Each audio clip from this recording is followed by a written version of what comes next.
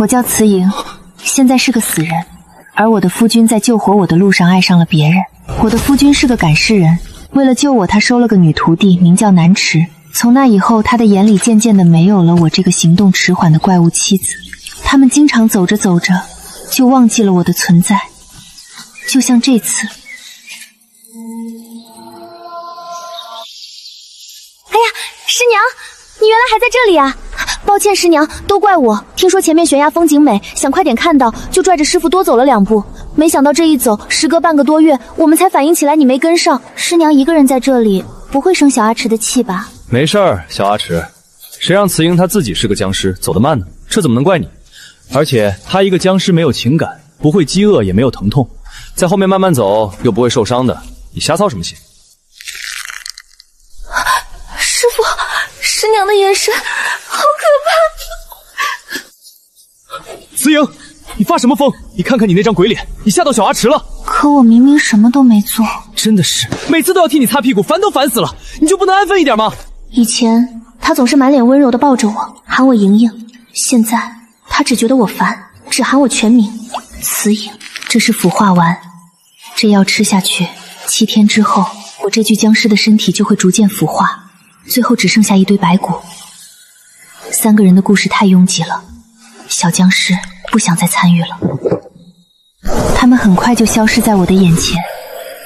这一次我不再选择追上去了，我已经习惯了被留下。他刚才对南池说的对，我是一具死尸，不会饥饿，也不会疼痛，但他唯独算错了一点，我有情感。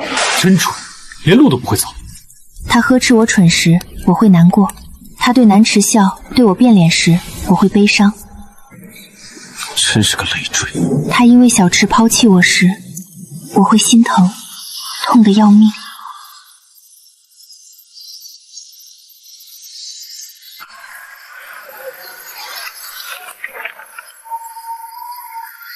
想他的时候，我就会拿出这画，这是我成为僵尸后他亲手画的我们2个。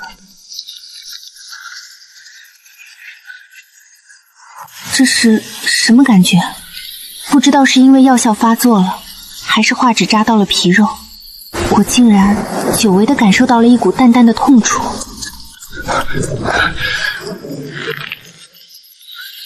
慈莹，你真是蠢爆炸了！下大雨不知道躲吗？生病了怎么办？你想折腾死我吗？他还会回来找我，是不是他的心里还有我？师傅，你怎么淋成这样了？快把湿衣服脱了。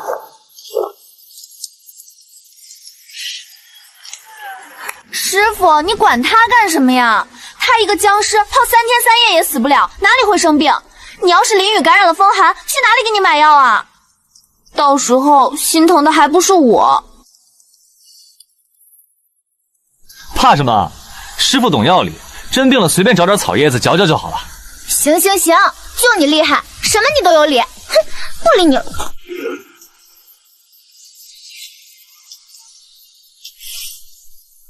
哎呀，小阿池，师傅错了还不行吗？保证下次一定注意身体，绝不让我们小阿池担心。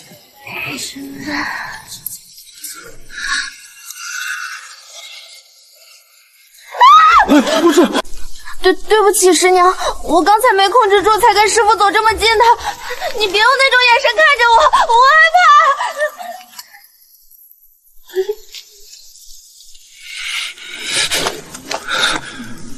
慈莹，你是不是有病？能不能不要用死人脸盯着小阿池？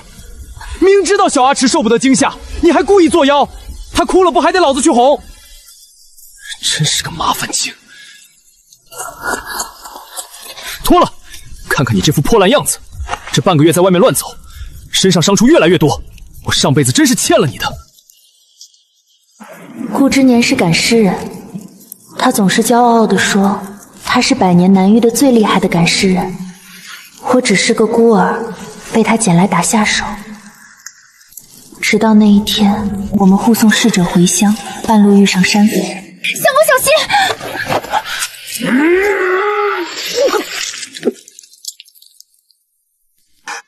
慈灵！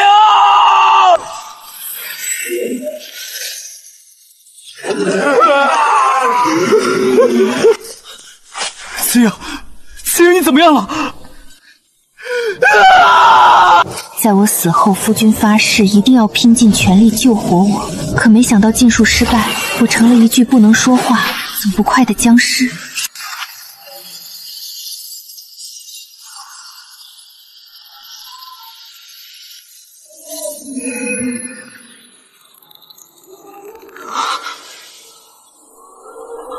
怎么会这样？怎么会这样？莹莹，这辈子我死都不会抛弃你，一定会找到方法让你变回人。看着他现在的样子，我的心里涌起了愧疚。他那么厉害，就算我吃了腐化丸，只要我现在告诉他，他一定能救我的。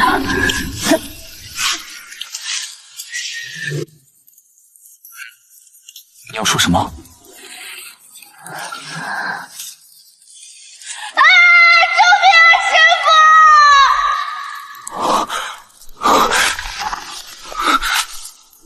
小阿池，别怕，我来了！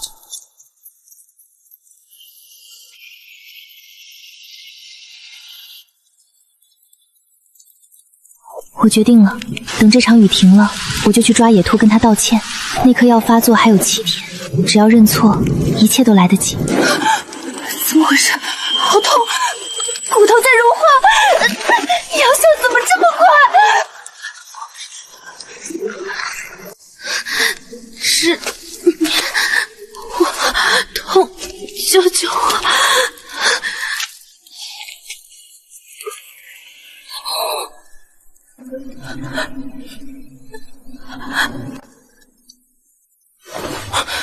你来干什么？在地上爬来爬去的像什么样子？赶紧给我滚出去！我痛，我吃。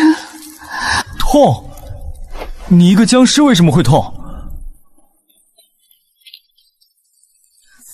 师娘，对不起，我太害怕了，没控制住才抱住师傅的，千万别误会。可是师娘，你不要因为吃醋就故意装病喊痛，让师傅担忧好不好？师傅最担心你了，你一句痛，他真的会难过死的。对啊，你一个死僵尸，连神经都没有了，懂得什么叫痛不痛的？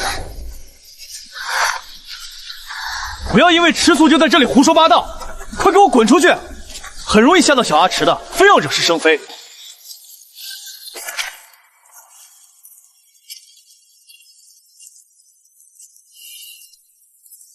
那个眼神好眼熟，像极了以前还没变成僵尸，满眼都是顾之年的自己。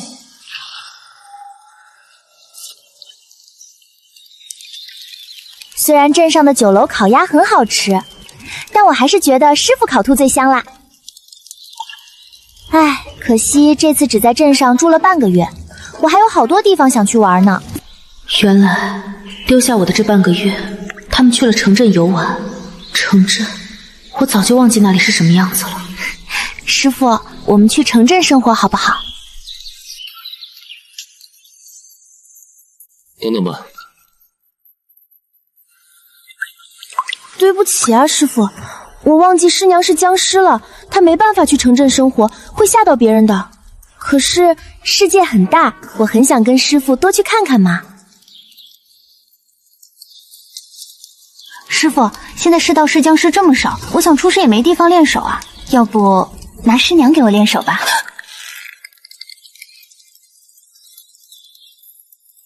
刚开始南池偷偷拿我练手时，他曾勃然大怒，叫他滚的。可以，反正慈莹不会痛会死，就给小阿池练手用吧。走，这会儿雨停了，我陪你去城里买制服僵尸的材料。胸口很闷，很痛，说不清是吃下那颗药的痛，还是别的什么。其实，从一开始，事情不该是这样的。师傅，求求您收下我吧！我是个孤儿，无父无母。我知道您是天下最厉害的赶尸人，哪怕让我当牛做马，我也愿意跟着您。滚！我不需要徒弟，别跟着我们。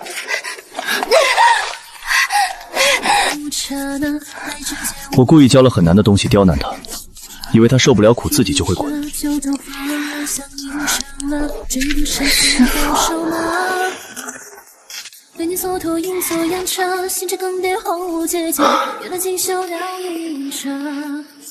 莹莹，我看他也挺可怜的，有个徒弟看着你，以后我出去找饭也能安心些，你说好不好？那时候他说是为我好，可后来南池总说我是个僵尸，不会有危险，非要陪他一块儿去。从最开始的抗拒到接纳，再到最后去哪里都会带着他，他渐渐学会了熟练地抛下我这个呆头呆脑的僵尸。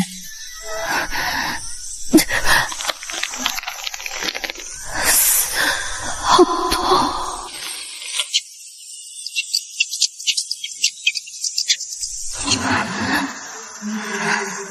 我要抓到野兔，带上野兔，顾之年就能原谅我那天的冲动。我也想快一点变回人，跟他们一起游山玩水，不再被丢下。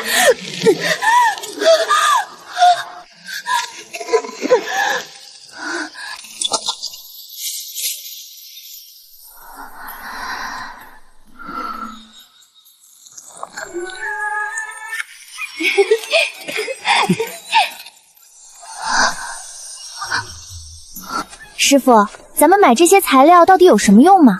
你老实告诉我，咱们什么时候才能告诉师娘，僵尸根本没办法变成真人呀？没有办法变成真人。顾之年不是说，只要他足够厉害，只要找到方法，我就能变回原来的样子吗？不急，现在世道僵尸少，你需要僵尸来练手。等你学有所成，彻底出师了，再告诉他真相吧。现在告诉他，我怕他承受不住。我不想学，我根本就不想学什么赶尸。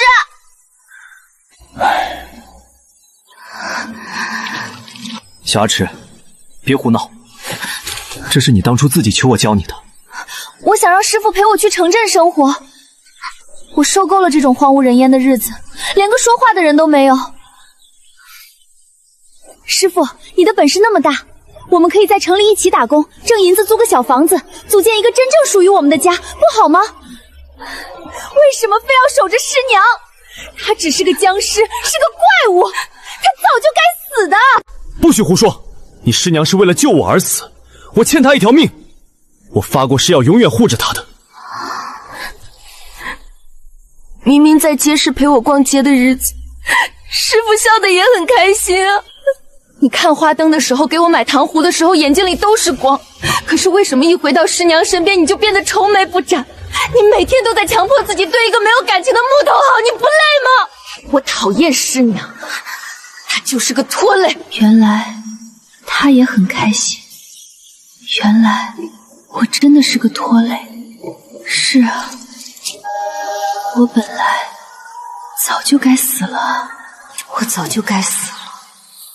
那为什么他还要把我变成这副不生不死的怪物模样？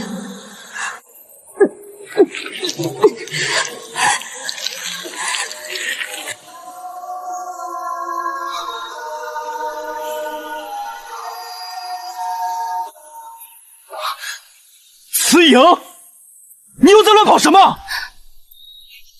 你知不知道我找你找的多辛苦？你看看你现在的鬼样子，弄得一身烂泥，你是不是存心想给我找麻烦？我去死吧，怪物！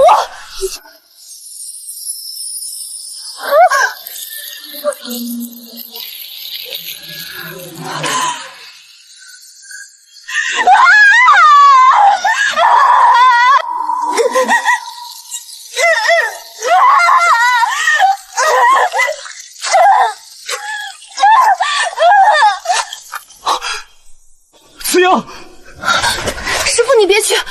小阿池，你疯了吗？师娘，师傅把你变成僵尸时，是专门处理过你的尸身的，哪怕遇到这些糯米，你也绝对不可能有痛觉，最多只是皮肤烧毁。师傅动动手就能帮你修补。我知道，师娘，你是发现了我对师傅的情谊，所以才故意装出这副痛不欲生的样子，想借此挽回师傅的心。小阿池，我不要，我受够了躲躲藏藏。子英，我爱师傅，特别爱。你再怎么样也只是个僵尸，这辈子都不可能变成真人了。你就把师傅让给我吧，成全我们这对苦命鸳鸯吧。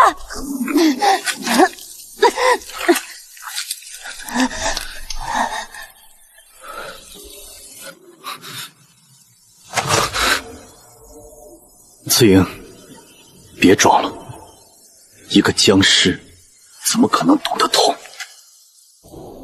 是，我爱上了小阿池，那也是因为你只是一具冰冷的尸体。如果你是个人，能有七情六欲的和我分享生活，我怎么可能会爱上别人？小阿池说的没错，这世上根本就没有把僵尸变回人的方法，以前都是骗你的。错是在我们，但你不该装成这样来吓小阿池。知道错了，就回山洞跟小阿池道歉。只要你道歉，我和小阿池还会带你一起上路。是，你救过我，可是我逼你救我的吗？是我逼你舍身挡在我面前的吗？这些不都是你自己选的吗？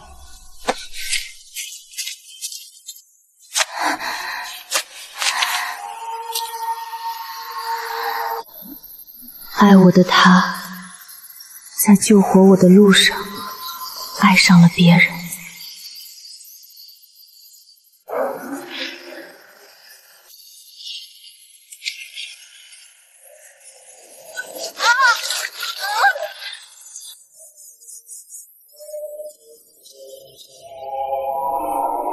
莹莹，我顾之年在此对天发誓，这辈子生生世世都不会抛弃你，不管发生什么，有我在，别怕，我永远都会在你身边。我爱你。既然如此嫌弃我，当初为什么非要逆天改命把我变成僵尸？为什么不让我干脆利索的死掉？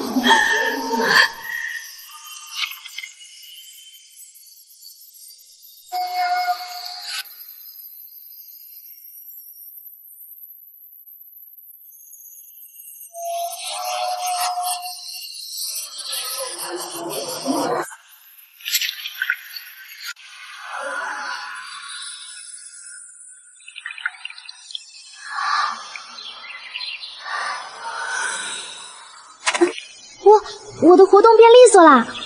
我难道是因祸得福，变回正常人了吗？我要去告诉之年。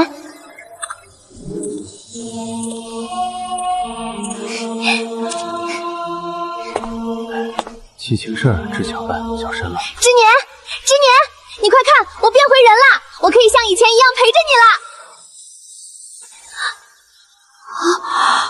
了。师傅，刚刚好像有一阵冷风吹过，好冷哦。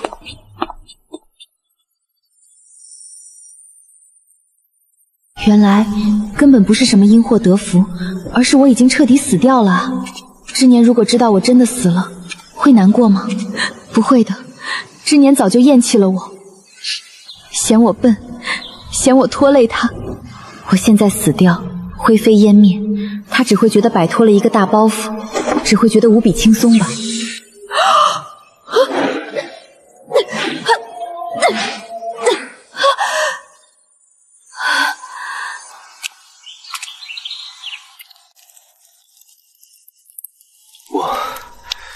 下午的时候是不是对他说话太重了？还好僵尸是没有情感的，不然慈莹听了那些话该有多难过。非常重，之年，你说话非常非常重，简直像刀子一样扎在我心上，重到我好伤心好难过呀。师傅，你在胡思乱想些什么呢？你一点错都没有，是慈英她太小心眼了。你想想，她其实早就没命了，是你耗费心血，逆天改命让她以僵尸形态活下来。她本该对你感恩戴德，而不是借着当年那点恩情携恩图报，成天给你脸色看。师傅，我们别在这个阴暗潮湿的破洞里待着了，我们出去镇上玩吧。一直留在这里，我真怕你懂物思人，白白伤了身子。可是他要是爬回来，发现没看到我们，可能会难过的。那你的难过怎么办？我不管慈英怎么样，她不过就是一具行尸走肉，没有喜怒哀乐。但师傅，你是个大活人啊！我不管他怎么想，我只在乎师傅你开不开心。等等，我还是得提前制作几颗防腐丸带上。按照日子，半个月后慈莹就该吃一粒防腐丸了，不然她的尸体会腐败发臭的。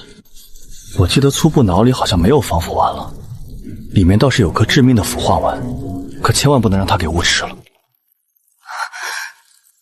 看来之年心里终究还是有我的一点点位置的。不过没关系了，那颗腐化丸我已经吃掉了，以后你就再也不会觉得我是个拖油瓶了。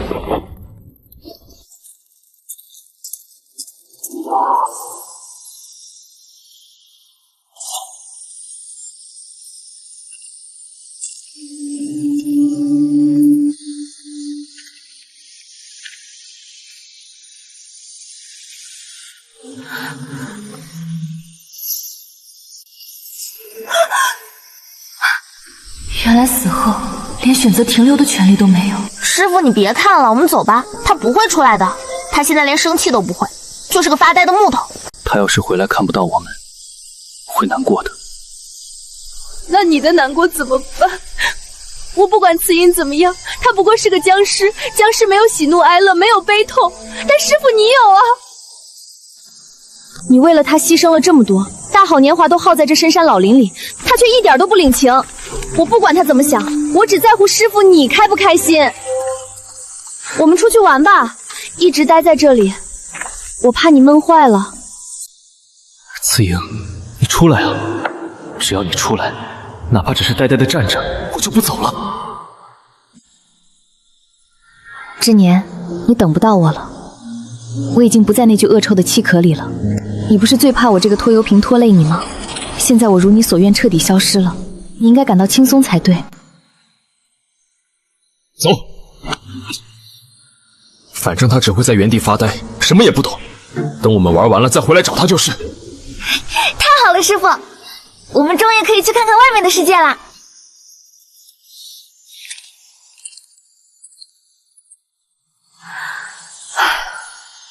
顾之年，这一次是真的再见了。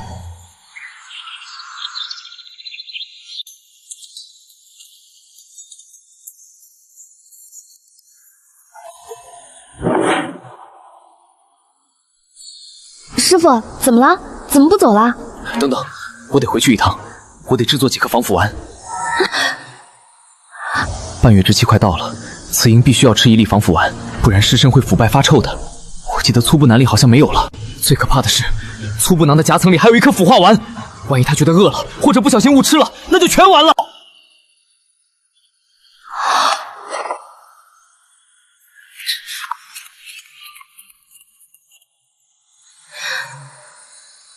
原来你还记得我半个月要吃1次药，看来你心里终究有我的一席之地，只是你不知道，我已经吃掉了。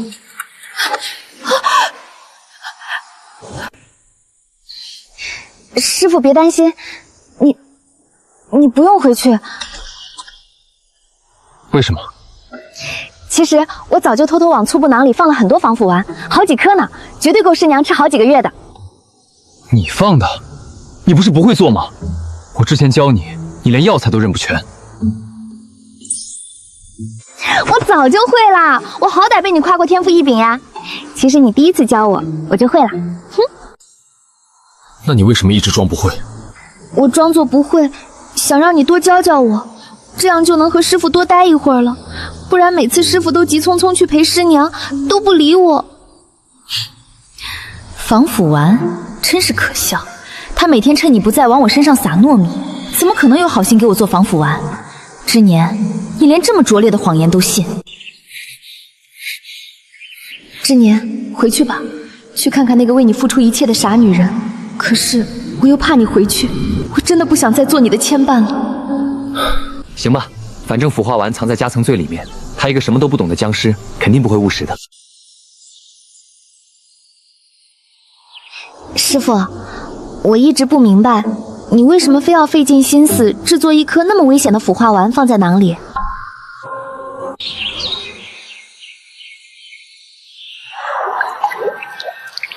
之年，我好疼！如果有一天你嫌我烦了，或者就喂我吃腐化丸吧，让我彻底消失，不要成为你的累赘。不，我永远都不会喂你吃。我说过生生世世不离不弃，哪怕你变成什么样，我都养你一辈子。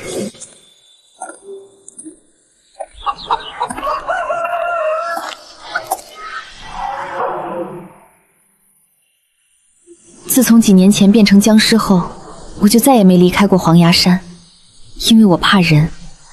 这是我这么多年来第一次离开深山，看到这么广阔的天空。师傅，快看那个花灯好漂亮，还有那个胭脂好香啊！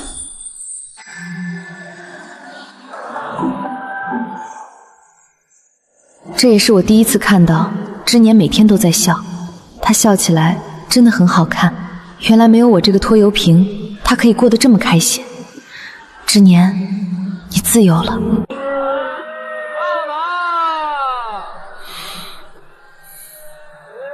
这几天怎么总是梦见紫莹孤零地站在山洞里，一动不动地盯着我？师傅，我要吃那个老爷爷捏的糖浓，我要捏个大老虎。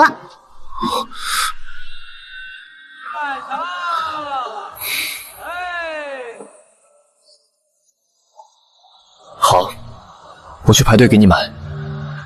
你在这边树荫下等我，别乱跑。卖香卖糖的，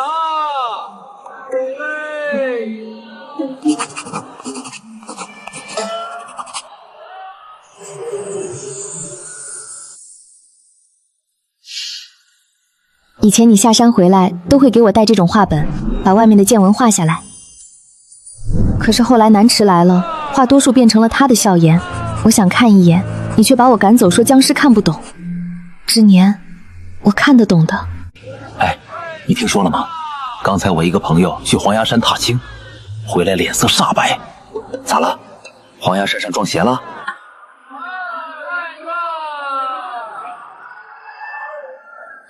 比撞邪还吓人。他说在黄崖山深处的山林里遇见了一具女尸，瞬间化成灰飞。我的个乖乖，这么邪门！是啊，我朋友还说那女尸消失前手里还死死捏着一张画，他远远临摹了一下，你瞅瞅。嚯，这画的啥呀？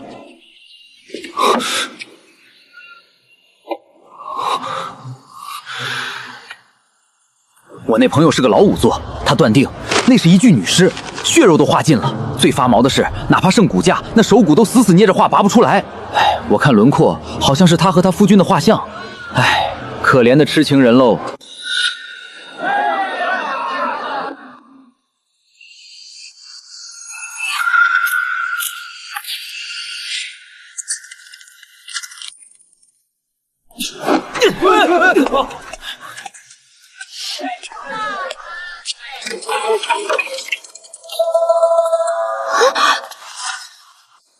师傅，你怎么了？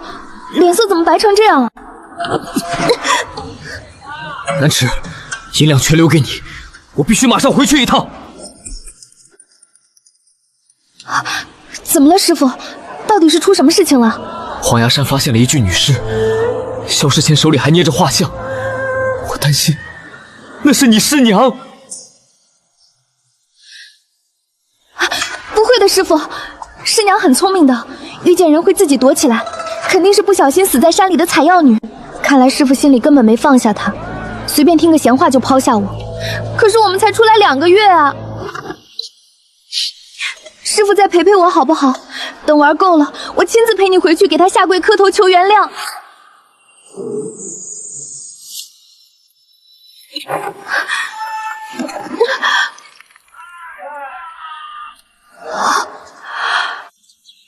如果他真的出事了，我永远都不会原谅我自己。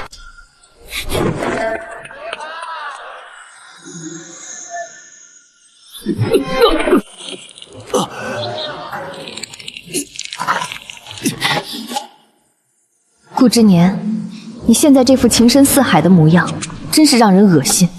晚了，一切都太晚了。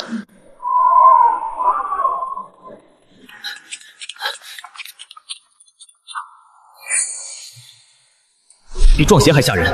他说在黄崖山深处的山林里遇见了一具女尸，瞬间化成灰飞。师傅，你慢点，阿赤跟不上了。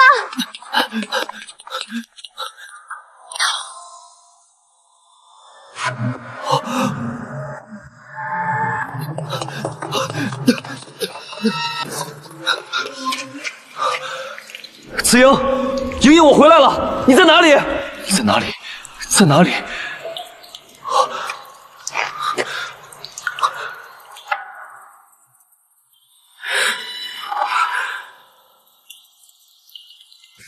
他怎么没回来？以前不管我们出去多久，他都会乖乖待在这里等我的。就算他现在走得慢，是个呆呆的僵尸，他也会带着我的粗布囊一块儿走的。为什么丢下了？因为我回不来了呀，我已经是一捧散落在荒野的黄土了。顾之年，你怎么还不明白呢？师傅，你看，这粗布囊都在这里，说明师娘肯定回来过。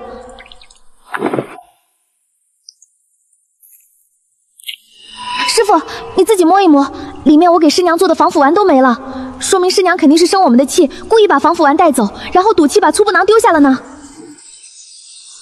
南池，你真的是撒谎，连眼睛都不眨，你根本就没有给我制作什么防腐丸，你给我的是能让我化为白骨的腐化丸。可惜顾之年现在听不见我的话。对，他肯定是生我的气了，怪我把他丢在山里那么久。那我们赶紧去找他，他一个僵尸走不快的，肯定不会走远。顾之年每次都骂我蠢，现在看来他才是最蠢的，连这么低劣的谎言都信以为真。师傅，这粗布囊都长青苔了，太脏了，就扔这里吧。扔了？这是慈英最喜欢的。对啊，你看上面全是青苔，还有虫子爬过的痕迹，恶心死了。我们不要这个了，等回镇上，我们再买一个更漂亮、更大的，重新让师娘认识不就好啦？师娘虽然脑子不清楚，但只要是师傅给的，她一定会喜欢的。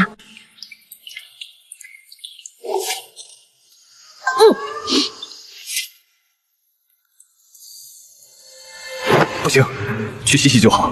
慈英只认这个粗布囊，别的他都记不住。师傅，真的太脏了，还是别碰了，万一有什么毒虫咬到你怎么办？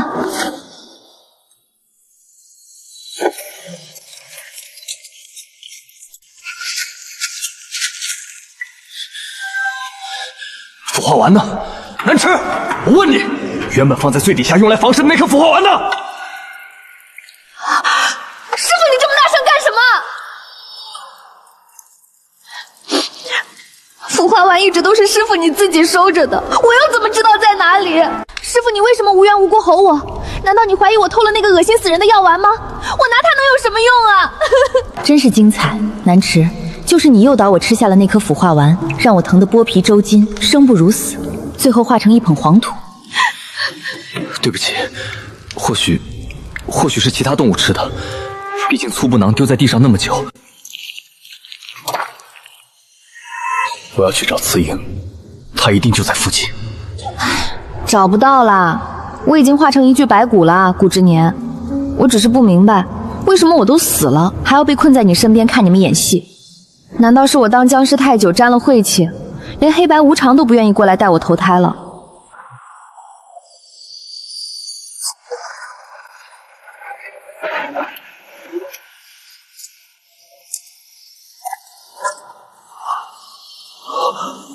慈英，慈英，你在哪里？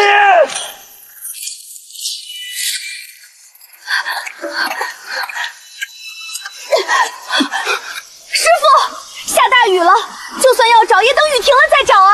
这山里这么大，你这样会没命的！你松手！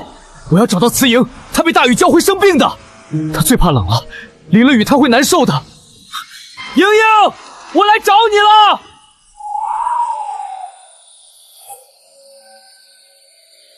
莹莹，他现在知道怕我淋雨生病了。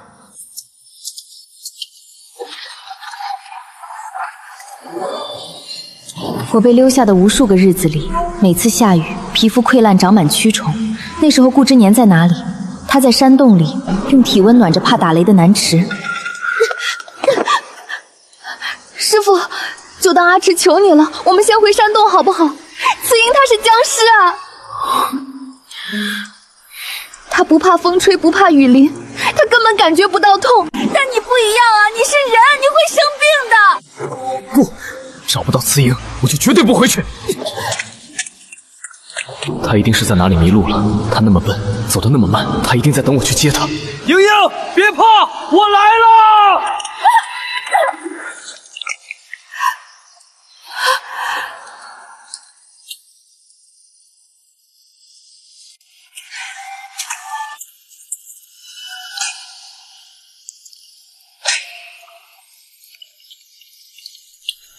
顾之年，你给我醒醒吧！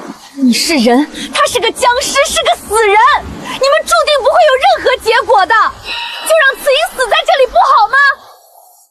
他本来就是个替你挡灾死掉的人，你已经多给了他这么多年的寿命，你仁至义尽了。你为什么非要跟一个恶心的僵尸捆在一起一辈子？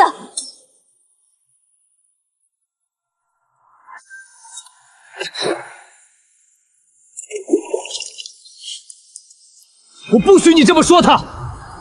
如果不是因为我，如果不是为了救我，他现在也是个活生生的人，他根本不会变成这副行尸走肉的模样。这是我欠他的，我发过誓要生生世世陪着他，是我背叛了他。你欠他的？那你呢？你把我当什么了？你每天陪着我，教我法术，和我睡在同一张床上，你对我笑，你给我买糖人，现在你跟我说你心里还爱着那个死僵尸，顾之年，你到底把我当什么了？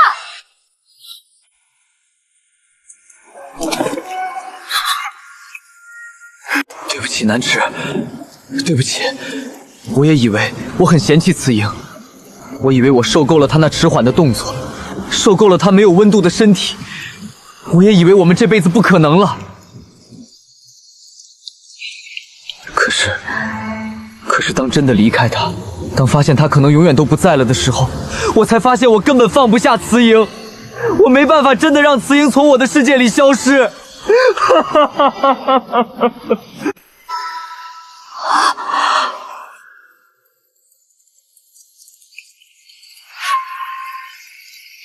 很奇怪，我本以为听到顾之年说出这些话，我会感动，或者会恨他入骨，会觉得大仇得报的快感。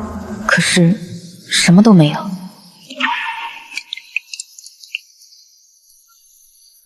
我看着他们，就像在看戏台上的两个陌生人，没有任何的情谊，轻轻松松，无欲无求。原来，当心彻底死透了之后，连恨都觉得多余。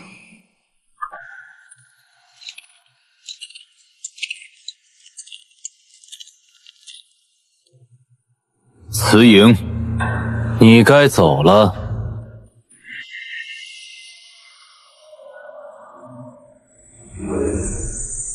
你本早该入轮回，却被那凡人用逆天之术强留人间，成了不人不鬼的僵尸。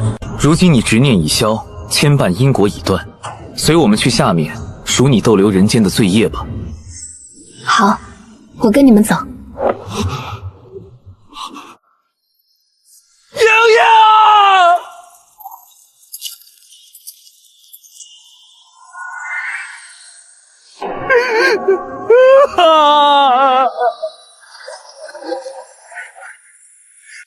可笑，顾之年，你以为你是什么东西？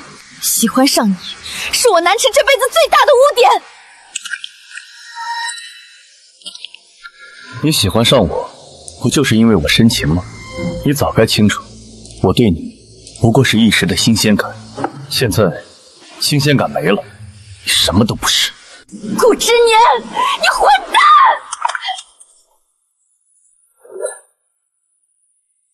算什么东西？你凭什么这么对我？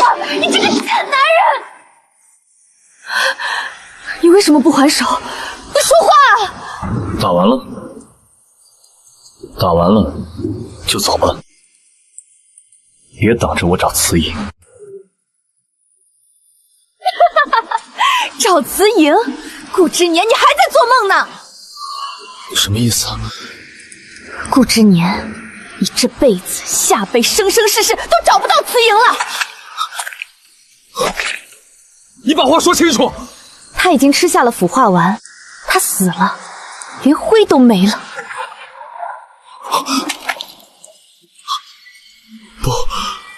不可能！慈莹根本不知道腐化丸在哪里，她不可能吃下腐化丸的，她死不了。一定是你，是你，是你想留下我，不让我去找慈莹，才编出这种鬼话骗我的。我不会听你的话。你不信？你不信就自己去看，他的尸体就在那里，沿着这道坡下去，那棵老槐树下，去看看你亲爱的慈莹变成什么样了吧。莹莹，莹莹，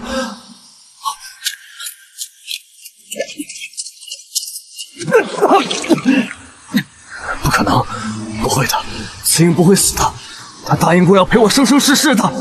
莹莹，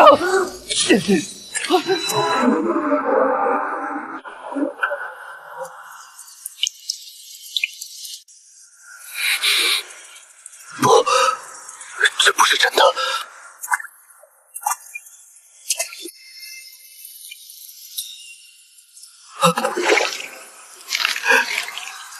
莹莹，对不起，我来了。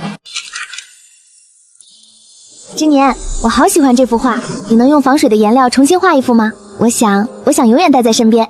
好，只要莹莹喜欢，我把全天下的防水颜料都给你找来。慈莹，怎么会是慈莹呢？莹莹啊！你为什么会吃腐化丸？你明明说过那东西是我喂你的，我说过这辈子不会喂你吃，你为什么要自己吞下？为什么？别嚎了，是我让他吃的。我告诉他腐化丸在什么地方，也是我让他吃下去的。为什么？为什么要这么做？她是你师娘！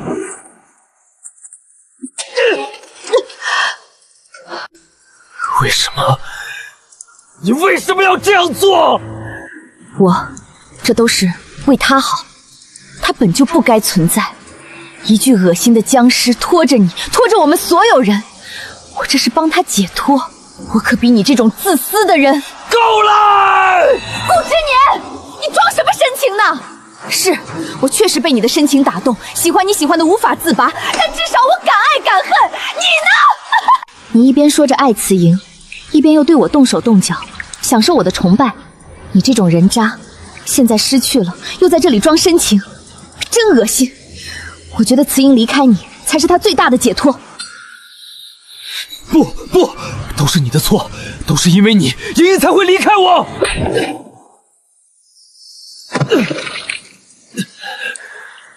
给慈莹复仇，最应该去死的人是你，而不是我。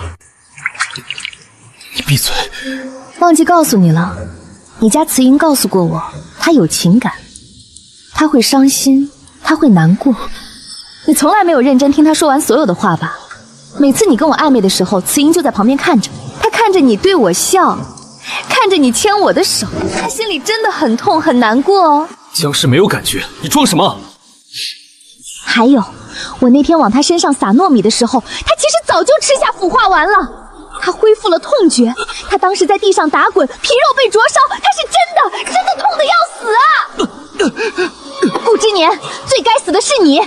慈莹是为救你而死，而你又让她成为僵尸，却次次抛弃她选择我。是你亲手逼死了慈莹。想赎罪，下辈子吧，用你永生永世去赎罪吧。我赢了，可我一点都不开心。我费尽心机留在你身边，挤走慈莹，到头来留住的只有你满心满眼对死人的悔恨。我以为僵尸无感无痛，我以为他所有委屈都是装出来博取怜悯，我以为那副清白皮囊底下没有半分人心。是我瞎了眼，是我亲手一点点碾碎他所有期许。我当初拜师，只羡慕你一身赶尸术，羡慕你心里藏着一个人。我想着只要取代慈莹，就能拥有你全部温柔。我不懂，为何你对着一具僵尸都能心软，对活生生的我只剩敷衍。我从来没有真正爱过你，当初纵容你留在身边，不过是贪恋鲜活人间暖意，逃避守着一具僵尸日复一日的煎熬。我把对慈莹的亏欠错当成对你的迁就，到头来害了她，也困住了你。原来从头到尾，我都只是你逃避愧疚的替代品。你走吧，往后不必再跟着我，深山也好，城镇也罢，寻一处你喜欢的地方安稳度日。再也不要沾染赶尸、僵尸恩怨纠葛。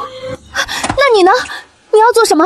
守着一堆灰烬和一张破画，在深山孤独终老？我要去找他。你疯了！他已经死了。当年我能将身死的慈英炼作僵尸，留住他残躯，今日我便能引山间千年阴灵之力，开启前往死者生界的通道，寻他一缕残魂。你疯了吗？那地方可是活人禁地，进入死者生界的活人会被阴气重受尸骨躯体，你本就是凡人肉身，根本撑不住。他做了数十年僵尸，日复一日承受世人嫌恶，我的冷待、糯米蚀骨之痛，能熬到魂魄解脱，我不过是效仿他，体会几分他受过的苦，又算得了什么？我处心积虑争夺的人，如今甘愿舍弃阳间一切，奔赴阴阳夹隙，去弥补一个早已放下他的亡魂。我从头到尾都是多余的那个人。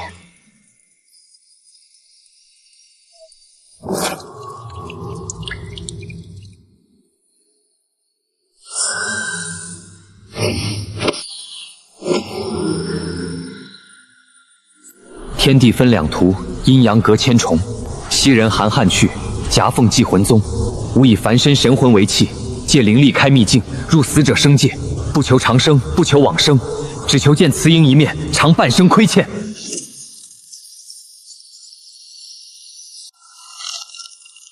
原来这就是他每日的感受，想抬手，想迈步，每一个细微动作都要拼尽全力，关节常年僵冷，不受自身掌控。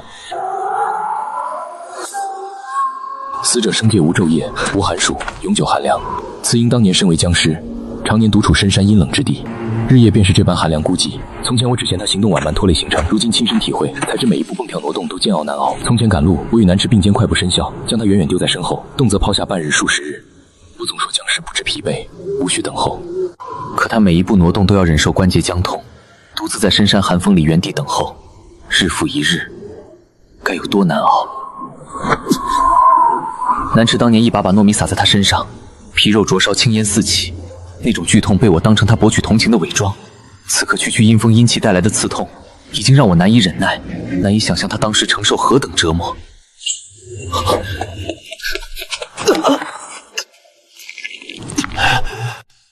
那日他为了向我诉说药效发作的剧痛，挣扎着扑过来，重重摔进烂泥之中。我没有半分心疼，只觉得他举止粗鄙丢人，满心厌烦。如今轻摔一次，才懂冰冰冻土裹住全身的刺骨寒意，无人搀扶，无人等候的绝望。这里没有喧嚣市井，没有唐人花灯热闹集市，只有永恒荒芜孤寂。恰如他半生岁月，困在深山，困在僵尸躯壳，困在三个人拥挤的感情里，永远是多余的那一个。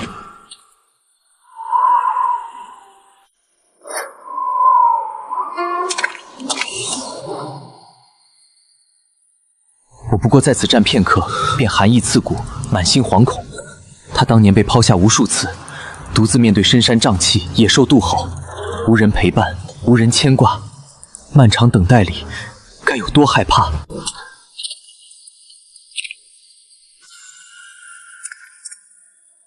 当年我只嫌他尸身频繁破损，浪费我的药材与精力，缝补时下手毫无轻重，句句冷言伤人。此刻仅仅是细针轻划皮肉，我便难以忍受。他日复一日承受皮肉修补之苦，还要听我刻薄斥责，心底该有多寒？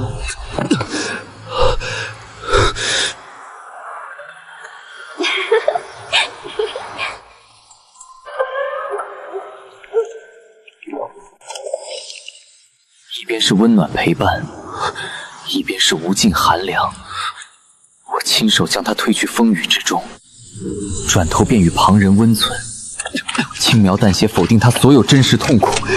如今换我站在冷风冷雨里，看着心心念念之人与旁人相伴，才懂心口那种闷堵窒息的酸楚。莹，等我！从前我总嘲笑他行动笨拙迟缓，事事拖累我。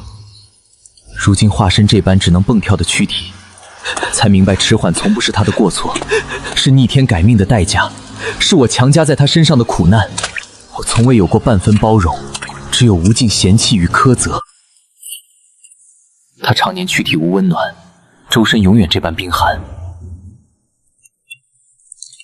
我从前总下意识避开他的触碰，嫌他冰冷僵硬，不愿与他贴近。如今仅仅指尖针水，便冷得心底发颤，难以想象他数十载无半分暖意的日子。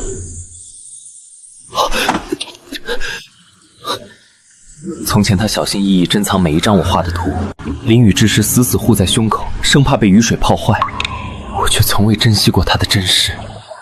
后来满心满眼都是难迟，再也没有提笔为他画过一笔，甚至厌烦他拿出旧画留念。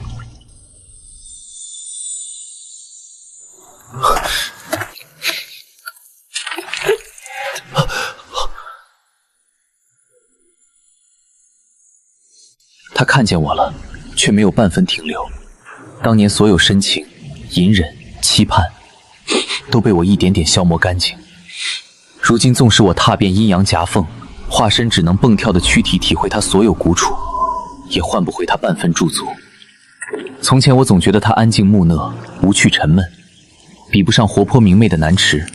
可如今我才明白，他所有沉默安静，都是一次次失望之后，不敢再抱有期待的退让。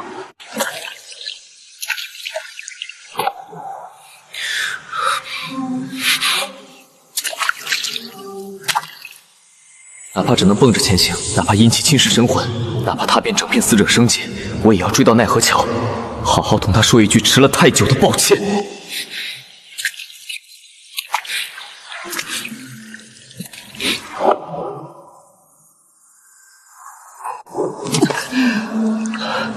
他做僵尸之时没有休息之说，不分昼夜，随时要跟着我赶路，累到躯体破损也只能默默忍受，连好好歇息的资格都没有。我如今不过短短半日蹦跳行路，便已经难以支撑。当年他数十年日复一日的煎熬，我从来不曾体谅过半分。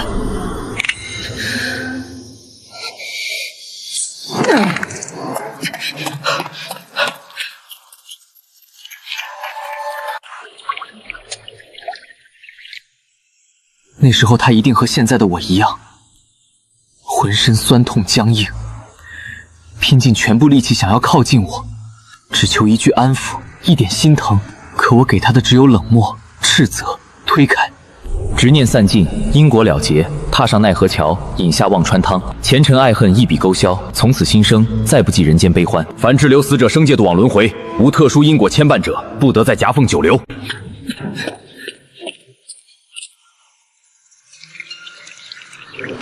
莹莹，不要过去，等我！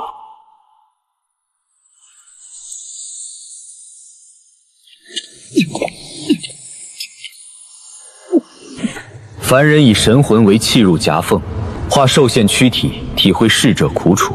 天道不阻相见，只是切记，亡魂执念已散，不可强行牵绊。我终于追上他了，踏遍阴阳夹缝，体会完他所有孤寂与疼痛，总算能好好和他说一句对不起。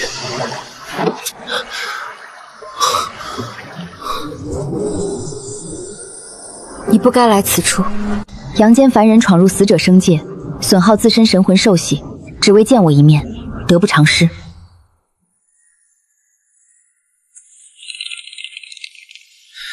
我知道现在所有道歉都太迟，可我必须来。我如阴阳夹性，化身只能蹦跳的躯体，体会半日，体会了你半生所有僵硬、寒凉、孤独、不被珍视的苦楚，才看清从前的我有多自私、刻薄、冷漠。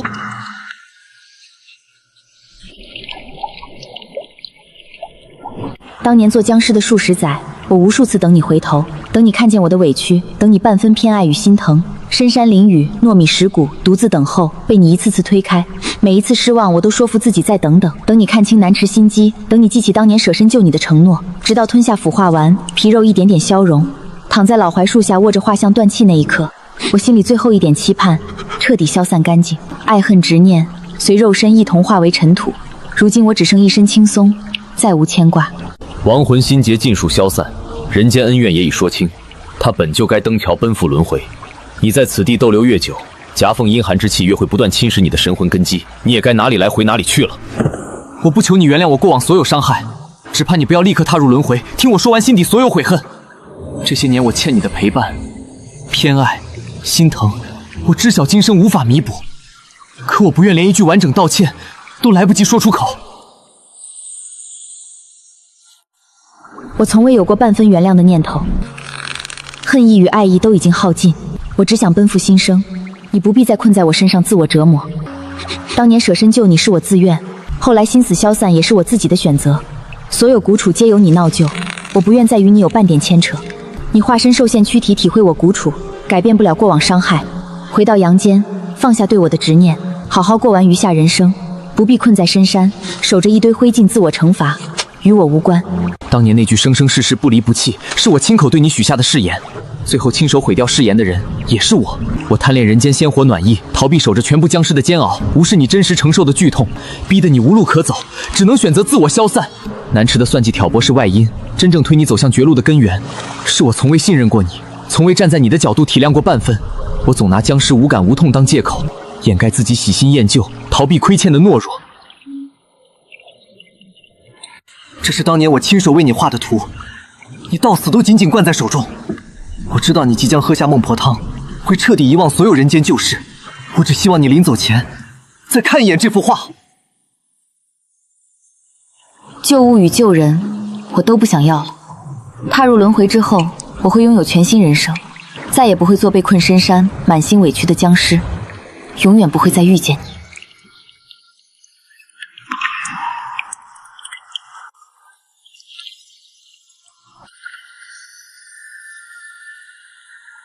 世间再无此影，你我永别。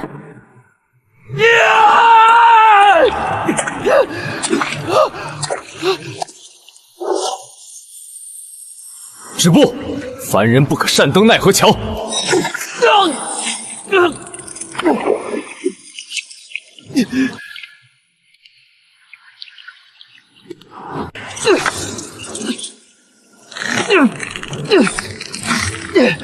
莹莹，等等我，我还有无数愧疚没能亲口讲完。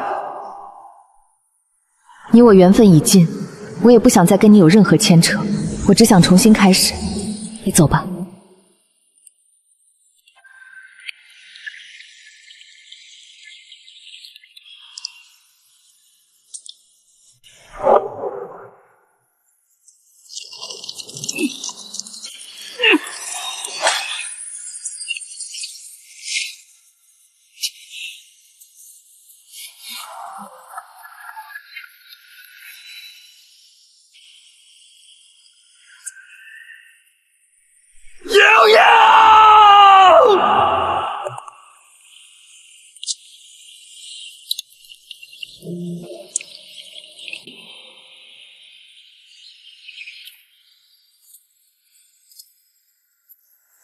奈何桥划分阴阳两界，活人踏桥会打乱六道轮回，立刻退至桥头。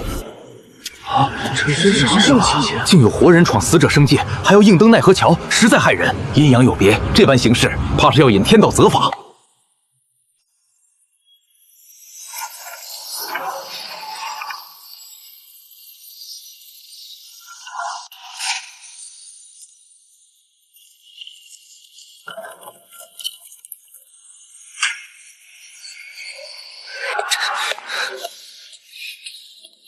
你不肯原谅我，不愿与我再有瓜葛，那我便舍弃阳间余下寿数，随你一同踏入轮回。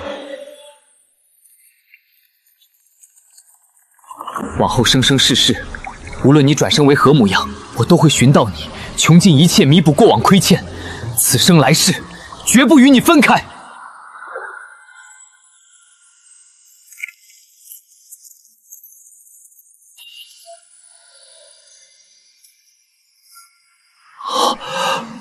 不好！凡人虽亡魂共赴轮回，从来没有这般先例。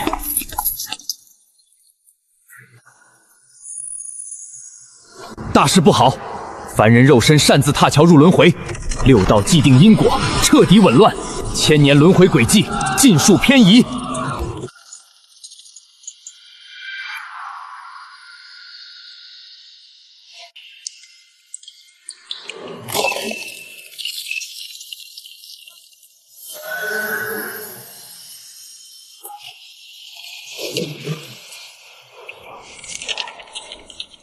这一次，我不会再放开你。